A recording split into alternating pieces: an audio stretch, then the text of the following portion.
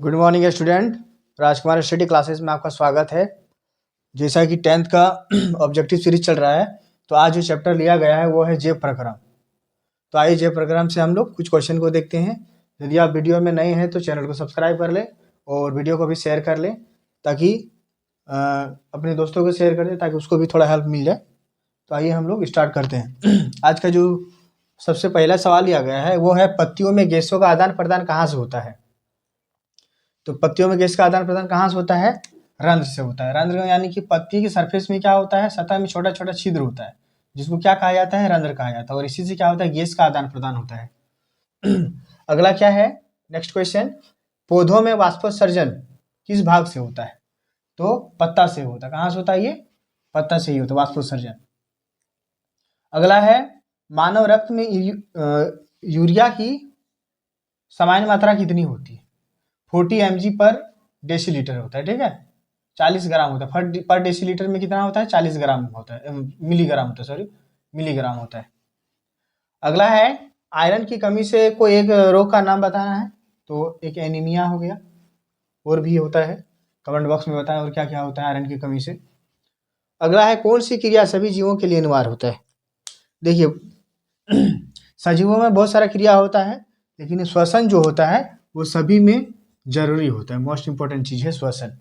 श्वसन का मतलब केवल श्वास लेना नहीं, खाना पीना सब होता है श्वसन का मतलब। यानी खाना पीना है और उसको फिर ग्लूकोज में तोड़ना और एनर्जी मिलना, वो क्या होता है? पूरे प्रोसेस को श्वसन कहा जाता है। केवल श्वास लेना श्वसन नहीं होता है। फिर आगे क्या है, श्वसन के दौरान कितनी प्रतिशत ऊर्जा ताप के रूप में निष्कासित होती है?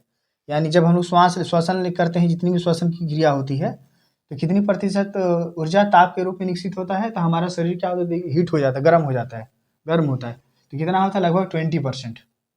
अगला, मनुष्य का वृक्क जो किडनी होता है किससे संबंधित है? तो ये उत्सर्जन तंत्र से संबंधित है। किससे है? उत्सर्जन तंत्र से संबंधित है। पादप में जाइलम, जाइलम का काम क्या होता है? जल का वाहन, यानी कि जड़ से लेके पत्ता तक कौन जल को ले जाता है? जाइलम नामक ये जो है पदार्थ ले जाता है, जो कहाँ पाया जाता है? पादप में पाया जाता है।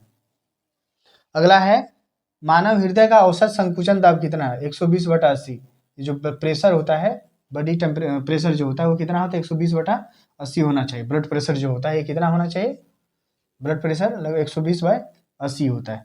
अगला, कौन सा जाइलम इंजाइम इमल्सीकृत वसा का पाचन करता है? यानी कौन सा ऐसा इंजाइम है जो क्या करता है? वसा का पाचन करता है, जो हमारे शरीर में फैट्स होता है उसका पाचन। ये कौन सा है? लाइपेज नामक इंजाइम जो होता है वसा का पाचन करता है। कमेंट में बताना, प्रोटीन का पाचन कौन सा एंजाइम करता है? प्रोटीन का पाचन कमेंट में जरूर बताना है।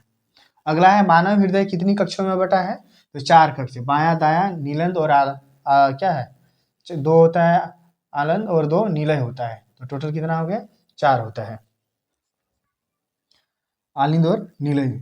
प्रकृति में ऑक्सीजन का संतुलन कैसे बना रहता है? प्रकृति में जो होता है ऑक्सीजन का जो बैलेंस होता है वो कैसे बना रहता है? प्रकाश संश्लेषण कारण। यानी हम लोग क्या करते हैं? कार्बन डाइऑक्साइड छोड़ते हैं और पेड़ पौधे क्या छोड़ते हैं?